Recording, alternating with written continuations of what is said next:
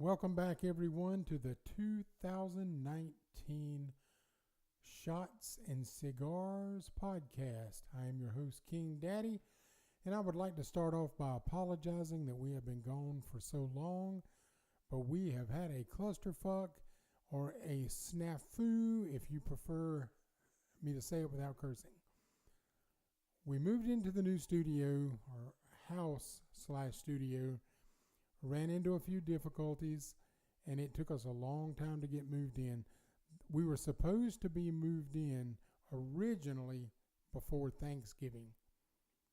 Then they changed it to before Christmas, and then it ended up being last Sunday, which was the 20th of January.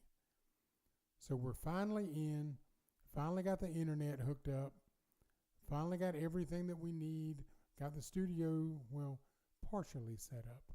I am not completely set up, but I'm set up enough to go. I do have wires draped across the desk and wires under the desk, and I need to do a few things in here, but at least I can record. This has been a mess. All this rain we've had this winter just really held up the construction production. They were unable to work several days per week, every single week, because it seemed like every weekend it would rain, and then they had to wait a couple of days for it to dry up. They would come back in here on Thursday morning to work, and then Friday afternoon it would start raining again, and they would have to quit. So it took us quite a bit of time to get everything finished up and to get the porch built on the front of the house and the walkway and the driveway finished so we could move. And I realized that I told, the audience out there that I would be back by the first of the year, and it did not happen. So again, my sincere apologies for that. But we're back now, and we will continue on with our weekly shows. Might even throw in a few 2 times a week just to make up for the fact that we were gone for almost a month. But here we are in what I call the Taj Matini, because our little house is not very big, although the view is beautiful. It's in the country. My studio is small but very functional. The rest of the house is small but very functional. It's not a tiny home, but it's close. It's about 960 square feet, and I absolutely love being here. My wife grew up right up the hill, and it just feels good to be home. There are a lot of differences being out here in the country than there was living in town too. Like, for instance, I can't hear my neighbor's radio as she stands outside of her car in the middle of the street dancing. Don't understand what the hell that's about, but they did it every day. They sat out on the front porch, they listened to music, and they danced in the middle of the yard like crazy fucking people. That is an advantage to living in the country that living in town you do not have. One of the things in town was, if your neighbors did something, you might as well be a part of what they're doing because you can most likely hear it and see it. But out here, I don't hear and see shit. My neighbors can scream and yell at each other and fight and fuss and do whatever they want to, and I don't know a thing about it, nor do I want to know anything about it. Because one thing that I have learned about the world from living in apartments and living in town, people are fucked up. There are some really, really, really fucked up people out there in this world, and they do not mind showing you how fucked up they are every single day. They don't care if you hear them fight. They don't care if you hear them fuss. They don't care. Whatever. You have no personal space when you live in town. At least out here we have personal space.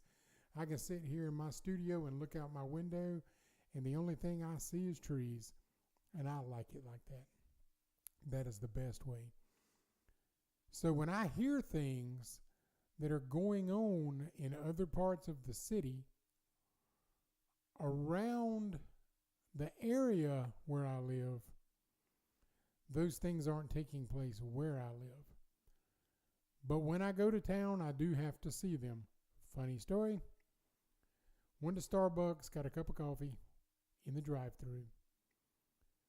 The person on the other end of the intercom asked me what I wanted. I gave her my order, got up to the window, and this man hand reached out the window, handed me my drink, turned around to take my money, and it was a dude wearing like a blue woman's wig with an Adam's apple. And when it walked away, he, she, whatever the fuck it was wearing capri pants. I don't ordinarily see that out here. As a matter of fact, never. But those are the kind of things that you see in town. Another thing that really bothers me, and it is an absolute pet peeve of mine, is to be sitting around in public and watching all these dumbasses sucking these little battery pack Ecigs that they have in their pocket. And they just randomly, willy-nilly pull the damn things out and just suck on them and blow the air vapor out into the air. And all of a sudden your area smells like cotton candy or whatever. I mean, I don't want to smell cigarette smoke either, don't get me wrong. I used to smoke cigars, and I understand that nobody probably wanted to smell that. But I really do not want to be walking around smelling cotton candy or some kind of fruity flavor that somebody's blowing out of a battery pack and sucking it into their throat. You know, these things still have nicotine, so I don't really understand what the big deal about it is, other than this is another one of those things that our fagtards out there have adopted and decided that they want to do in their everyday life. But yet the news media will talk about toxic masculinity. It's toxic if you're too manly. I think it's toxic if you're not manly at all. I have a problem with that. I don't want to see my Starbucks server with an Adam's apple and capri pants. I don't want to see some little fagtard sucking an e-cig and walking around thinking he rules the world. You know, this is what happens when our young people think that they can rule the world. And this is very tragic, and I felt bad when I heard this. But that little teenage boy in Iowa getting in the fight with his parents because they took away his cell phone, and then he runs away and they find his body because it's bitterly cold outside. You know, what are people thinking? I mean, obviously that young man was thinking about his selfishness over that cell phone. And kids have gotten to be so selfish that you can't even teach them in the education system because everything is surrounded by the hurting of their feelings. Oh my God, I used to get my feelings hurt all the time. I worked at K&W Cafeteria in the mall washing dishes when I was 16 years old. And the manager of the cafeteria yelled at us, sent us home, fired us constantly. I mean, she didn't fire us permanently because her husband, who was also a manager there, would always tell us, you know, just come back tomorrow, son, and try again. But still, they didn't mind hurting our feelings because getting your feelings hurt and taking a certain amount of rejection and you know, dealing with the things of everyday life are what make you better people when you grow up. If it weren't for rejection, if it weren't for having my feelings hurt, if it weren't for being placed in uncomfortable situations, I don't believe that I would be the man I am today. But these little kids today think that, you know, oh my God, if you hurt my feelings, I'm going to call the police and have you arrested because you've infringed on my fucking civil rights. First of all, you don't have civil rights. The public school system has gotten so out of hand that they have let the children take over the public school system. Nobody's learning anything. Our ability as a country to live up to the standards of other nations as far as learning and intelligence goes, we're at the bottom. We're not all the way at the bottom, but we're close. We're low. And that's because they've let kids take over the school system. They let them do whatever they want. There's a story that I saw on the news yesterday, I believe it was, where they're getting upset about what girls wear to school. Well, if everybody in the school system wore a uniform and everybody looked alike, then you wouldn't have to worry about the girl coming to school with her titties showing in a spaghetti strap top or shorts that were too short, because she would be wearing a pair of khaki pants or jeans, a school shirt, and a pair of tennis shoes. And she would come to school and she would sit in her desk and she would be instructed on what she was supposed to do. And if she didn't do what she was supposed to do, she'd be, or he, will be removed from the classroom.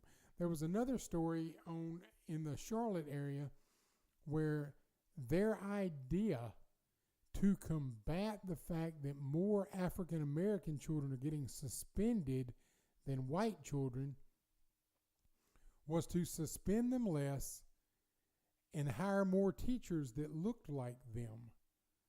So now we have a bunch of kids who are sitting in class doing whatever the hell they want to, wearing whatever the hell they want to, and getting special privilege because the school system won't blame the child because they're acting out and disrupting class and creating an environment of non-learning. There's bound to be something that we're doing wrong. Yeah, well, there is something you're doing wrong. You're letting the children take over your fucking school, and you're creating a generation of goddamn monsters. There is no reason why these children should be allowed to take over the school system and do the things that they do. I just don't understand it. Because these kids leave the school system, then they move into a college situation or a work situation where your feelings get hurt legitimately on a daily basis, and they don't know how to act because they've had everything handed to them and laid out before them as if they ruled the world, and that's not the way things work. When I was in school, you did what you were told, period.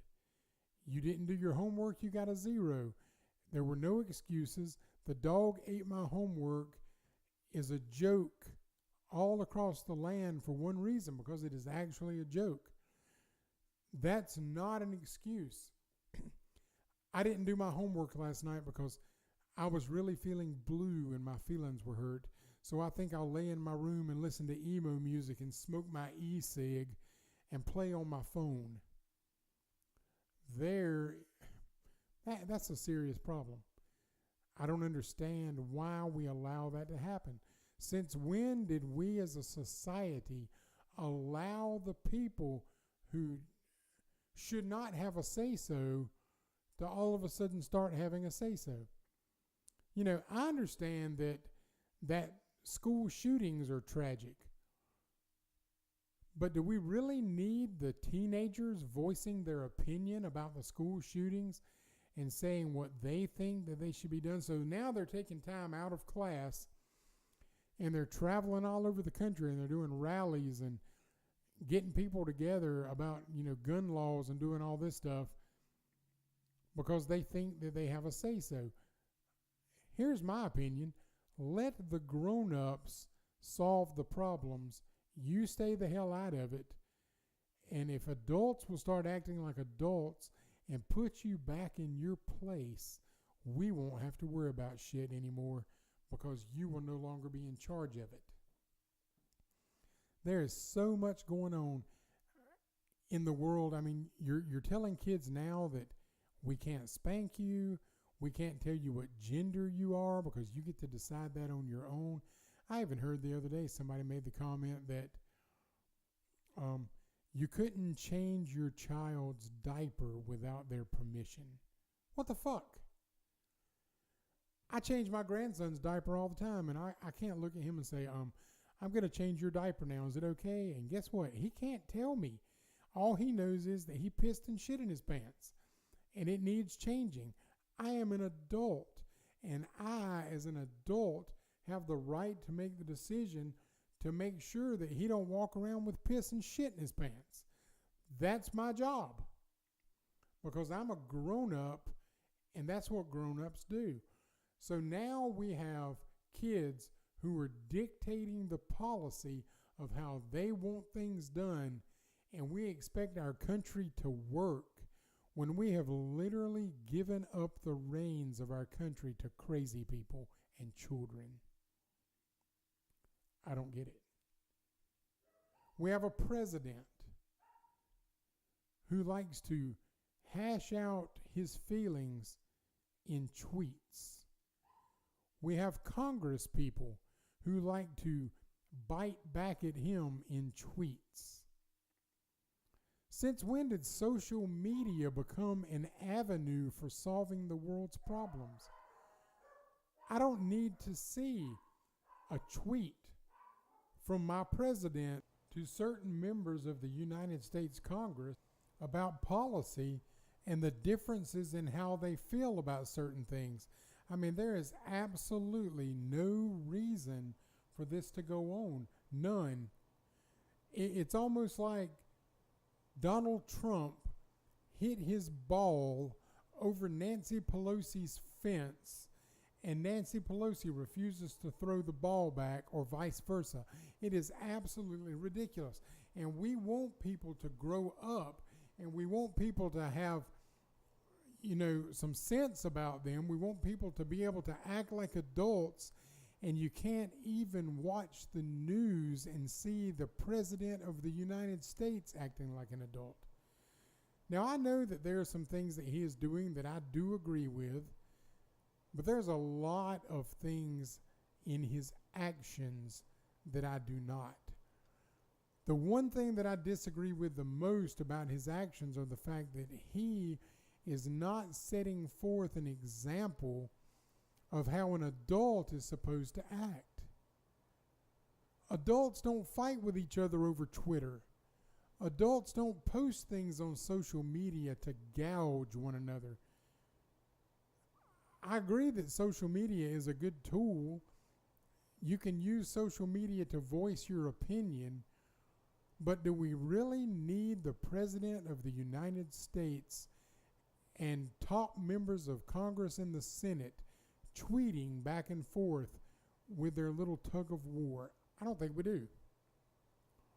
We're not showing the young people that we have coming up that are now 14, 15, 16 years old how they are supposed to act. They believe that if you scream loud enough, you'll get what you want, and that's not how life works. If you want to get what you want, you work for it. You strive for it. And believe it or not, sometimes you just don't fucking get it. You lose. People lose. Every single day you lose. We started the process of this house last June. I wanted to move in by October. I didn't get my way. I was mad.